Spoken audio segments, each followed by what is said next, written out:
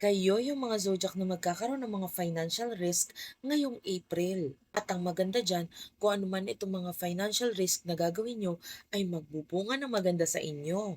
Hindi lang maliit ang risk yung tinutukoy natin dito ha, malakihan yan. At syempre, dahil mas malaki yung risk na ginawa mo, mas magiging mas malaki din ang balik nito. Ito ay dahil sa effect ng pagtatapat ng planet of Mars sa planet of Neptune. Tapos magkakaroon din naman ng magandang koneksyon ang planet of Venus and the planet of Jupiter, which is yung dalawang planet na yon is a very lucky planet. Magiging mas malakas ang effect nito mga April 12 hanggang 15. Kaya tignan mo kung ano yung mga risk na gagawin mo financially around that time. Dahil marami sa inyo, yung mga risk na gagawin nyo na yan, maaaring yan pa yung ikayaman mo. Maraming salamat.